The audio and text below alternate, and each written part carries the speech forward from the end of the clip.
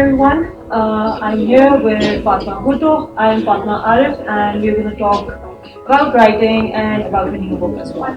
So, Fatima, to start off, I'm not going to repeat a question, but just connect with it because I know a bit of a backstory. That you said that you were interested in writing since Yeah. you knew. So my question is because your writing started with non-fiction articles basically, and now you have shifted to fiction. Yeah. So at that time, were you driven towards writing because of fiction or just because of it was a communication tool or what? Well, first of all, thank you for having me. I obviously follow all your posts, and it's been a while I've been following your stuff, so I'm happy to do the interview finally. I guess I always loved books. So as a young girl, I grew up watching my father Murtaza read. He had a library which he took care of very carefully. Reading was a sort of sacred act for him. So as soon as I could read, I wanted to do the same. And and then as I started to get sort of a little bit older, I found I wanted to ask questions. And I used to interview my father, which I wrote about in Songs of Blood and Sword. And he used to take me very seriously, so that only encouraged me more. And then I wanted to put down what I had asked, and I wanted to put down what I hadn't asked. So as a young child, it came out as a combination. It came out as a bit of sort of real life stuff and then make believe. And I started with nonfiction, I guess, because at that time the world around me was so disturbing to me, and I had seen certain things that had bothered me, and I felt like I had to share them. And so nonfiction was the simplest way. Where does poetry come in? Yeah, that's a good question, actually. So poetry, I should also say that as the world disturbed me more, I couldn't simply do it in nonfiction. Then I needed fiction to go further. But poetry happened because I had left Syria where I had grown up. I had left Damascus and we'd come to Karachi. And in the sixth grade, we had a project in our English class to write poetry and to put together a book. So it started just like that, and then I found there was something really freeing about writing poetry. There was something I enjoyed about the process. And at that time, my father had also just come home after a long period in exile, and he had been arrested by the government. And I used to send him poems.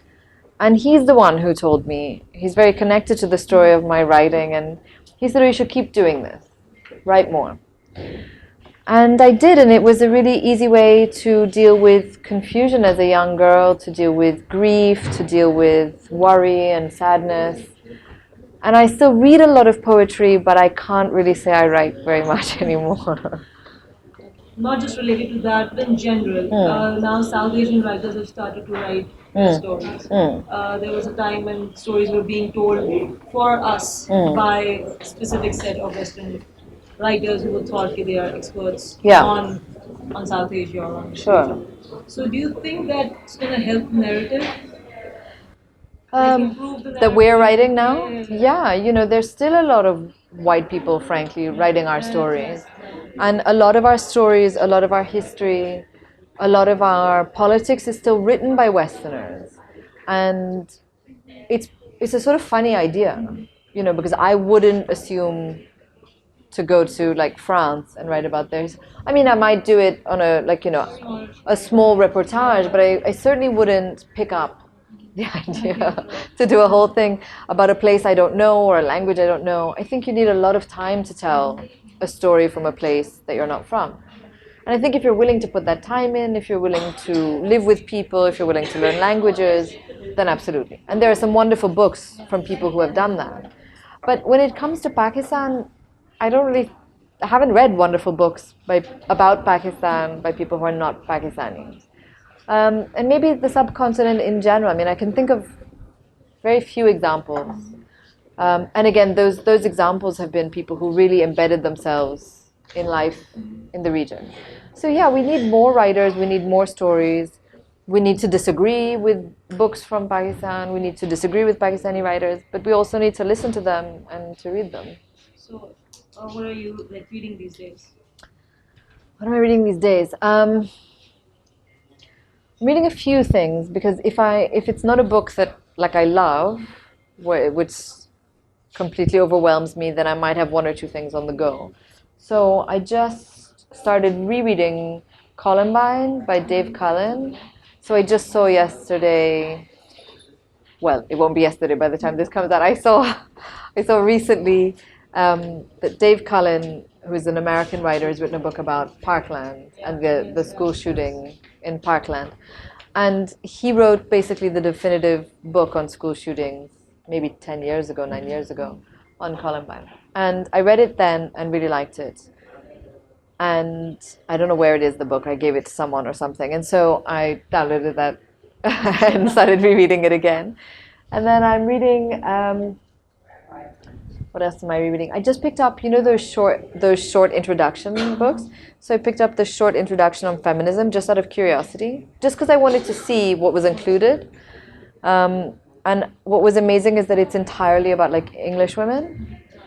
So it's quite strange that a short history of feminism is only about like one country or like white women. So I've already finished that, but that was the last thing I read. That's it right now. Okay, so fiction, non-fiction, we have discussed. As you said that you got into writing because you saw somebody do reading, and now with social media, it's a lot of attention span.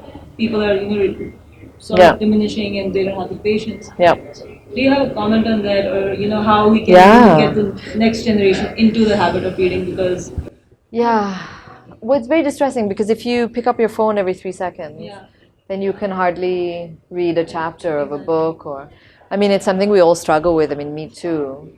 I think you have to make a conscious effort. You have to make a conscious effort to distinguish between like deep engagement with something and just scrolling, flipping. And the thing I worry about is that if we're only on our phones, then we're never deeply engaging with someone's life or with someone's story, with someone's feelings. And so my preference is always books. I mean, I sort of grew up in the culture of books and of making time to read. I think it has to be with kids, doesn't it? Like if you give your kids books, then they'll read them. But if you give them iPads, then...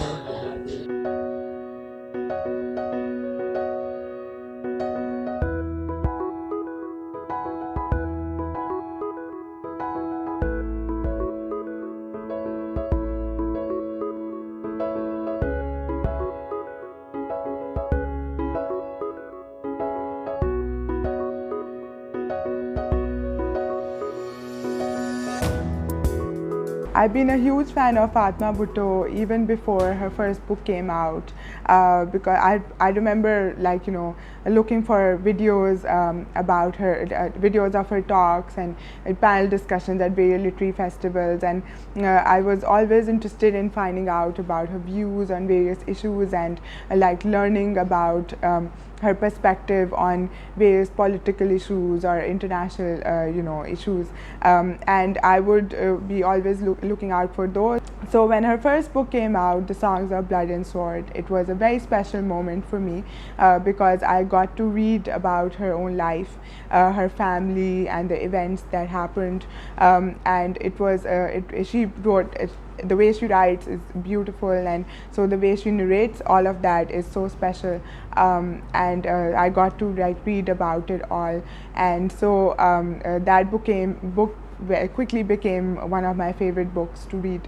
And similarly, when the second book came out, The Shadow of Crescent Moon, it came at such an apt time because the problem of violent extremism was so rampant at at that time that to read something from as fiction, but an issue so close to home, it was a very special book, and also because it had young characters whose life she follows, and what really happens then later. It's all so beautifully written and narrated that you almost become part of the story because it's so it's so relatable as well.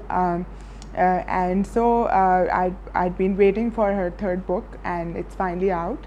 The Runaways is also one of those books that I absolutely cannot put down. And when I started reading it, I had recently enrolled for my master's program at NYU. So I took it with me to New York, and it was so engaging that when I actually couldn't stop reading it. So I remember that I would be sitting in cafes trying to finish it before my class would start, and so that became a special memory as well. I recently finished it, and I absolutely love it. As a writer, I really enjoy her work, and particularly because it inspires me to write more. Because her stories are so engaging, and they have they feature characters which are relatable, which are from our culture, from cultures that we can relate to, and to see how she basically talks about their lives, and how then she projects them in a way that they eventually become a part of a story in a very interesting way. That is so interesting, and it inspires me to also write something similar, or the ideas that I have in my mind. So far I haven't written a book, but I hope to.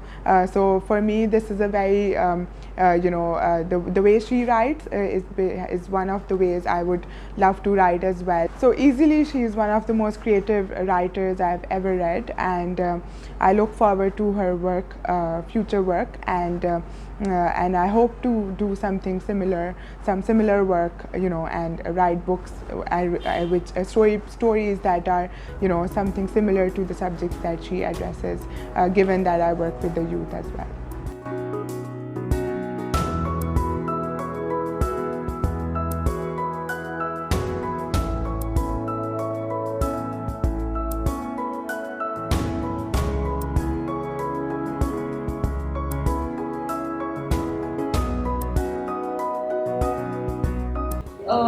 Let's come to the book, The Runaways. I just saw a tweet that you also shifted your Insta story, basically giving out why you wrote the concept behind it. So just elaborate on that. Yeah, well, it occurred to me that the West doesn't understand actually anything about radicalism. That there's a kind of willful, I don't know if you would say disguising or manipulation of what radicalism means. And if you're a young person growing up in Pakistan, growing up in Iraq, growing up in Syria, growing up in Afghanistan, wherever, the life you live and the experience you have is not reflected in the news that you read. And not only does the West and maybe the world not really understand radicalism, but their lack of understanding and their lack of interest in understanding is making it worse. And so I wanted to write about what it means for the radicalized. What pain do you have to be in to turn against not just your immediate community or your world or your family, but really the universe. And it started like that. And it took the longest almost out of any of the other books to write. So can you just share some details about how you were when you were developing the characters, the process you went through developing each of the characters? Well, The Runaways began with Sunny and Monty. So when I sat down to write, those were the two characters that I had from the beginning. And they were pretty much as they are. But as I wrote and kept rewriting and wrote draft after draft, then these other people started to appear in their world. So Layla, Osama, Sunny's father, Anita Rose, they all came up in their own kind of way. Because the more that I started to write, the more I realized the question, if you're looking at someone who's been radicalized, is not the act of radicalization. It's what happens to you to bring you to that point. So I started to go deeper into their families and their lives. So how the research process came in? Was it just from your circumstances, from people you meet, or was it internet? Well, there's a lot of internet in this book. There's a lot of social media. Actually, I took out a lot of social media. Okay. There were pages and pages of social media that I was me to take out. But I researched it. It's two things, I guess. When I started writing in 2014, there was a lot of stuff on the internet still. So you could go on like Reddit and read these AMA threads, Twitter, Tumblr had all these things. And so I did read a lot of the blogs and the accounts of people who had left. I watched a lot of videos, these sort of videos, interviews. And what's interesting to me is that they basically, the change in radicalization happened in a lot of ways, but one of the things they abandoned was secrecy. So in the days of Al-Qaeda, you didn't know about something until it happened. But in the days of Daesh, they wanted to, like teens everywhere, I guess. Social media. So they were like Instagramming and taking pictures and doing all that. But also that they had a very modern idea now. It was an anti-nationalism idea, which is a very modern concept, like breaking down borders, breaking down nation states, the idea of belonging in a wider scheme. And so I did a lot of reading, of that kind of material. It was sort of heavy stuff. So I did that intensively in the beginning, and then I wrote. And then the writing comes from things you see and yeah. So you have a specific music reference here. Yeah. And I remember when I was done with the book, I Instagrammed it. I mentioned my music reference and said, I have not put that in. So was it like, yeah. So let's talk a bit about that. So that's a personal favorite? Well, it's funny because normally when you're writing, or at least when I'm writing, I can't really have a lot of noise around. I don't usually write to music or anything. But this book had a soundtrack. It did have a soundtrack. And I listened to a lot of Frank Ocean, who I hadn't listened to before. And he kind of he was kind of the music to Sunny's life. So even today, like when I hear Frank Ocean, if it comes on, I have to stop it because it's like, it's not for real life. it's for the book. And then that was mainly the music. I did put together, when the book came out in Pakistan and India and South Asia, Penguin, the publishers, asked me to put together a playlist, so I did. But really, it's mainly... Obviously, it was. So, I think you mentioned this somewhere, or I don't know where I read it or saw it. You are not very much somebody who has grown up among libraries. I mean, obviously, as personal libraries go, 70 Clifton's library is mentioned a lot. You are not someone who is building her own or making additions to that personal library. You are trying to give away your books. So where that idea came from, or was it since the start, or no, it wasn't. Somebody who was like packing books in her suitcase coming back to Pakistan? To somebody who just leaves them at airports? Well, no, I used to be really intense about my library. And since I was a kid, I had a library, even if it was like children's books or magazines or anything. I always was very like fastidious about making sure my books were kept, they were not taken. I never lent books to anybody. And then I kind of had this, I don't know what it was, I guess you might call it a insight or an awakening or a rebirth or something, but I started to think that actually all the books that I love are with me. All the books that I love are with me, and I don't need to sort of carry everything on my back all the time. And it occurred to me that I was incredibly lucky to have the chance not only to travel, to have access to good bookstores and libraries, and many people don't. So I went on a kind of purge, and I took everything off my shelves except for maybe, it must have been just about 50 books that I kept that were either sentimental or books that I really loved. And I donated the rest around Karachi. So I donated some of them to the men's prison, the women's prison, some to like local libraries. And like some of the places I went to, they were like, we don't really want your book. Why are you giving us your books? And I just wanted them to be available for someone who might want books. And so my general rule now is that if I've read a book and I really find it valuable and important, I'll keep it. In fact, it's not even a rule, because if I really like it, I tend to give it away and then just buy another copy and then give that away. And And then for all the books in between, I like leave them at airports, like I leave them in planes, I leave them. Well, people are really nice, and I've noticed that I leave books, and then someone always comes after me and says, "You left your book," and no, I'm leaving that for you. Anyways, so yeah, the books I don't like, I don't leave because I don't want to inflict them on people. So where do they go? Not in the library. Those are sort of hidden in places. Yeah, those are hidden. What's next? Well, I have another book that will be coming soon, I hope, and Fiction, non-fiction? non-fiction.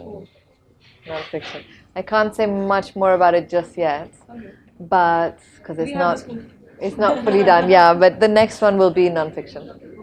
Thank Yeah, you. thank So you. much. My pleasure.